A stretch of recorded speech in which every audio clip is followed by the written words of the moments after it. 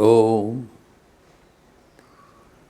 तव कथामृतम तप्त जीवनम कविभिरीडितं कल्मषापहं श्रवणमंगलम श्रीमदाततं भुवि गृह्णन्ति ये भूरिदा जनाः।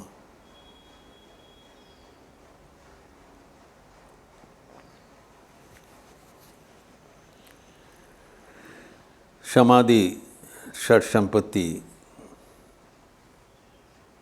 नवदा भक्ति का अंतर्गत है, जिसके बारे में विस्तृत चर्चा हो रहा था। 6 प्रकार का साधन, उसमें से 4 प्रकार का साधन हम लोग चर्चा कर चुके हैं। शम दमो परति तितिक्षा,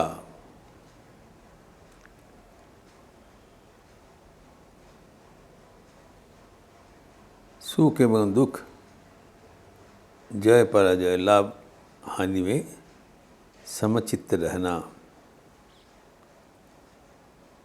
to remain calm, unperturbed by the pairs of opposites, यह तितिक्षा।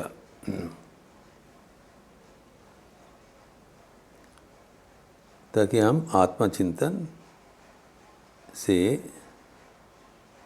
वियुक्त न हो जाए।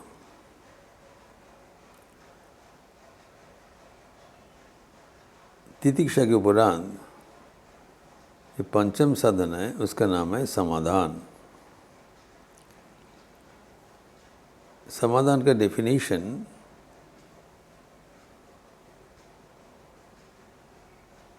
सदानंद मुनिकृत जो वेदांत सार है, उसमें यही उल्लेख है। डेफिनेशन संज्ञा समाधान, निगृहीतस्य मनसः श्रवणादौ तद अनुगुण विषये च समाधि समाधानम।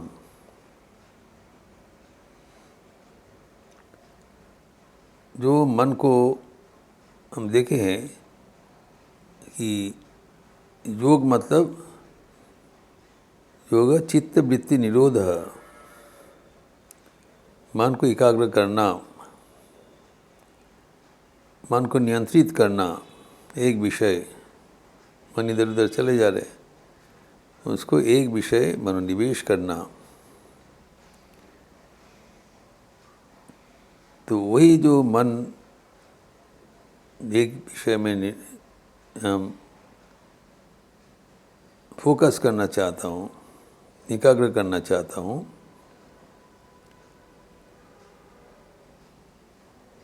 वो श्रवणादि तत् अनुगुण विषय, अर्थात मन को सब ओर से समेट करके, कलेक्ट करके तत्व चिंतन में नियोजित करना।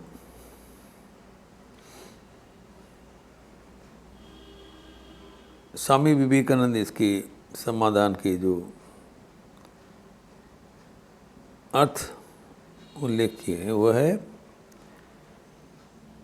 निरंतर मन को ईश्वर चिंतन में लगाने का अभ्यास करना ही समाधान। ईश्वर में मनोनिवेश करने के अभ्यास। अभ्यास मतलब मन इधर उधर चले जाने से बारंबार जतन के साथ मन को पकड़ के ईश्वर में लगाना। और वेदांत में कहते हैं श्रवणादो। श्रवणादो मतलब श्रवण मनन निधिध्यासन, आत्मचिंतन, आत्मकथा श्रवण, उसमें बारंबार कजिटेशन, मनन एवं उसमें मनोनिवेश। इस विषय में एवं अन्य समय तद अनुगुण विषय, क्योंकि जब हम ईश्वर में मन लगाते हैं, जब उसके वर्ण समय फिर मन चले जाते हैं विषय में, नहीं, मन को सर्वदा ईश्वर अथवा ईश्वर संपर्कीय विषय में नियोजित करना पड़ेगा। तद अनुगुण विषय मतलब जिससे हमारा मन ईश्वर संपर्कित, related to my goal of life. जैसे शास्त्र आदि ग्रंथ संपादन, ग्रंथ रक्षण, फिर गुरु के शुश्रूषा, आश्रम सेवा इत्यादि, जिससे मन कम से कम ईश्वर संपर्कीय विषय में नियुक्त रहे। अगर मन विषय में चले जाए तब खतरा है, कारण हम ईश्वर को भूल जाएंगे। तो ये सावधानता के साथ मन को नियंत्रण करना पड़ेगा, एवं वो नियंत्रित मन को बारंबार अपना इप्सित वस्तु के प्रति नियोजित करना पड़ेगा।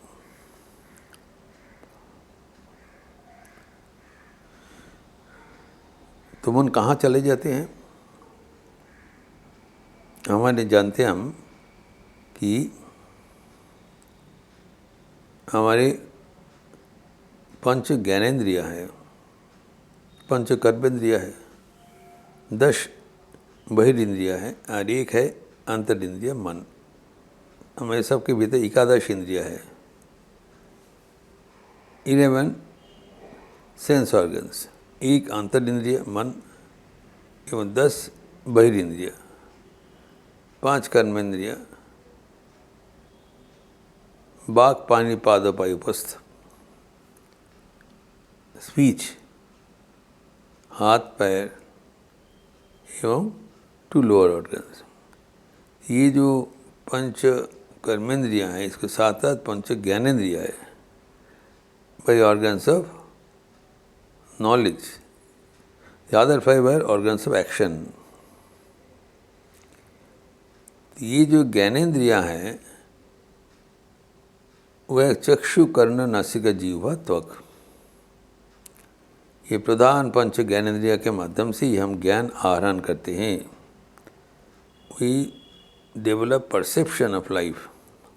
ये प्रधान हमारे इंद्रियां आदि जो इंस्ट्रूमेंट है, यंत्र है, इसके माध्यम से हम संज्ञान में सब कुछ लेते हैं। तो प्रत्येक इंद्रियां का एक एक विषय है। जैसे चक्षु के विषय है रूप, तो चक्षु के माध्यम से ही हम रूप को अनुभव कर सकते हैं। वैसे कर्ण शब्द का है, नासिका गंध का है, त्वक त्वचा का है, जिह्वा रस का है। तो प्रत्येक ज्ञानेंद्रियां का एक एक विषय है जिसके प्रति वो इंद्रियां का स्वाभाविक आकर्षण है। यही है बात। Automatically it goes, the sense organs are automatically they are directed to sense objects। Sense object इंद्रिय का विषय के सेंस ऑब्जेक्ट कहलाता है। तो स्वाभाविक आकर्षण है, गठन ही ऐसी है, द नेचुरल प्रोपेंसिटी। तो वो विषय के प्रति धाववान इंद्रियां को विषय से प्रत्यक्षित करके हमारे ध्येय वस्तु के प्रति लगाना ही समाधान। माँ का वो सहज व्याख्यान है। Most simple and most profound observation by Holi माता श्री शारदा देवी। सबसे सहज लेकिन सबसे महत्वपूर्ण बात, माँ कहते बाबा মনের স্বভাবই নিম্নগামী। Mind is naturally flowing downward. एक उदाहरण देके बताया, जैसे जल का स्वभाव प्रॉपर्टी टुवर्ड्स ग्रेविटी नीचे चला जाएगा। माँ उदाहरण दे रहे हैं, जो निम्नगामी निम्न बहमान पानी है, लेकिन अगर हम उस पानी को गर्म करें और जल को बाष्प में रूपांतरित करें, if I convert water into steam, तो क्या होगा? स्टीम का नेचुरल डायरेक्शन कहाँ है? ऊपर। Steam goes to the sky, not to the ground. वही पानी के रूपांतरण जब तरल में था, लिक्विड इट वाज जल, जब वो गैसियस फॉर्म में चले गए तब इसको जो स्वाभाविक गति ऊपर में। तो वैसे ही जब हमारा विषय के प्रति धाववान इंद्रियां को विषय से हटाकर ईश्वर में हम नियोजित करते हैं, तो माँ का कहना है पानी को गर्म करने से पानी ऑटोमेटिकली ऊपर चला जाएगा। वैसे ही जो विषयमुखी इंद्रियां को ईश्वर की कृपा से अभी ऊर्ध्वमुखी करना संभव। पानी को गर्म करना यानी ईश्वर की कृपा के लिए प्रार्थना करना। कितना सहज बताया। अगर ईश्वर के कृपा रूप उत्ताप से, जिसे पानी को उत्तप्त करने से ऊपर चला जाएगा, वैसे मन को ईश्वर की कृपा रूप जो ताप है, वार्मथ है, वो वार्मथ से क्या होगा? वो स्वाभाविक रूप से ऊपर चला जाएगा। स्टीम को और कुछ मैं नहीं बोलना है, पानी जैसे गर्म कर दिया स्टीम एकदम ऊपर चला जाएगा। वही है निगृहीतस्य मनसा शुभनादौ तद अनुगुण विषय च समाधि समाधानम। इस प्रसंग को और भी हम थोड़ा बहुत आगे विस्तार करेंगे, जिसका चर्चा हम अगले दिन करेंगे।